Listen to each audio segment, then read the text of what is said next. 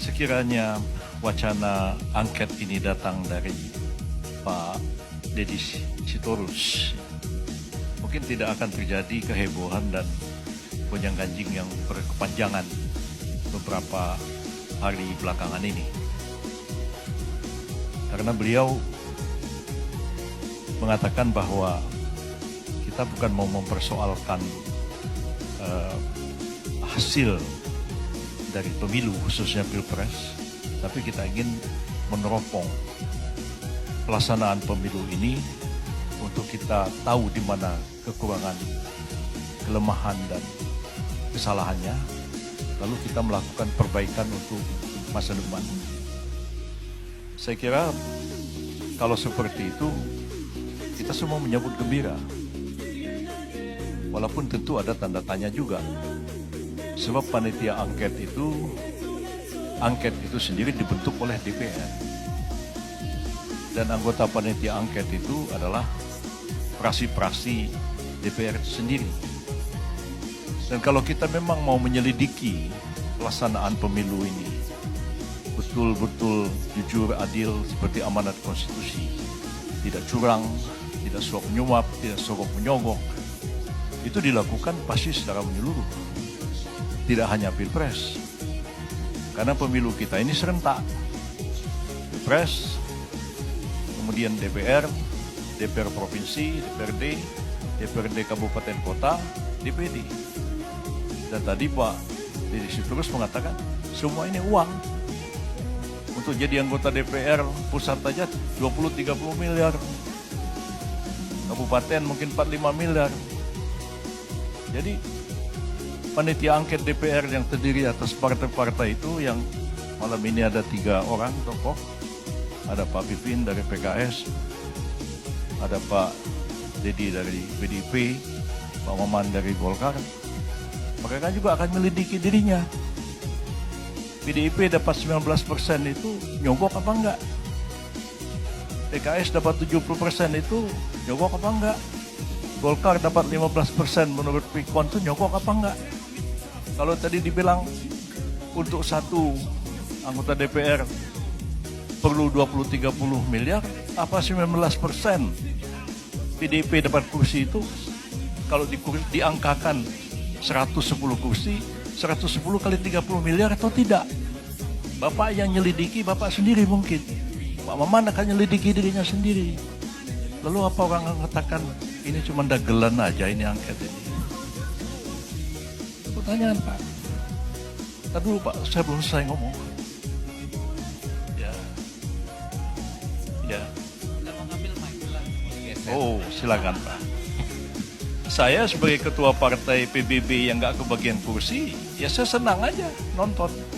Ya, oh rupanya bapak-bapak ini dapat 19% nih, keluarnya 30 miliar satu orang. Ya PBB nggak dapat kursi, ya nggak satu perak pun keluar uang. Berarti ya kami partai yang paling jujur di Republik ini. Dibandingkan 3 yang hadir malam ini, Golkar, PDIP, PKS.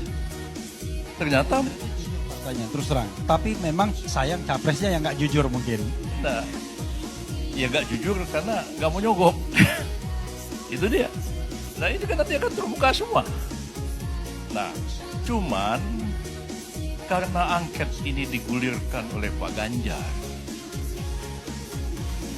tidak didukung oleh Pak Mahfud, tapi disambut baik oleh Pak Anies, dan fokusnya itu adalah kepada Pilpres. Nah, lalu timbullah wacana. Saya ditanya, bisa nggak diadakan angket kecurangan pemilu? Saya bilang yang mau diangket siapa? Ya, karena pasal 20A UUD 45 itu mengatakan bahwa angket itu adalah hak yang diberikan kepada DPR dalam konteks melakukan pengawasan terhadap pemerintah. Terus mau diangket KPU bilang, loh kami kan bukan pemerintah.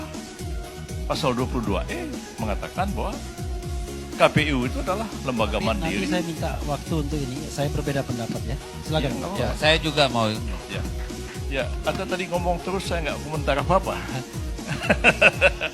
Nah, oke ya. Jadi bisa jadi tanda tanya juga.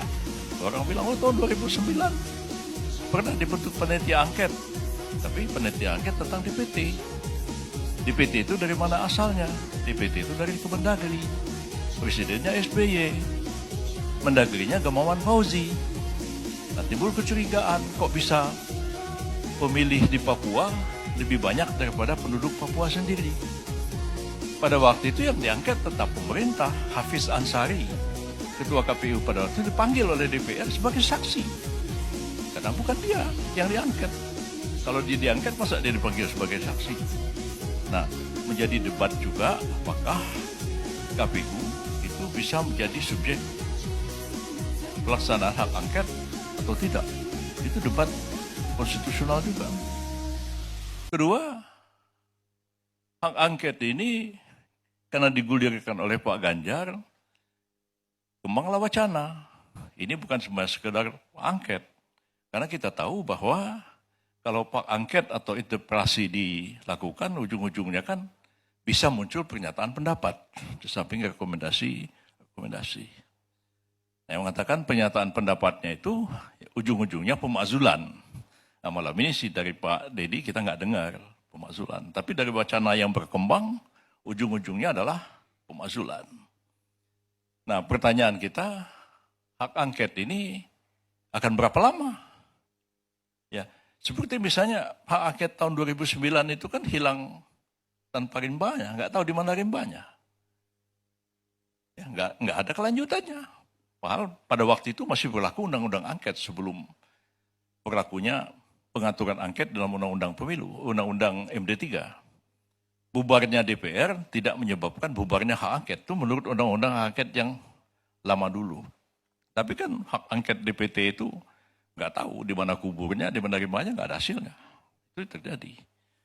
Nah, hak angket ini kan bisa nggak ada tenggat waktu. Bisa aja sampai lewat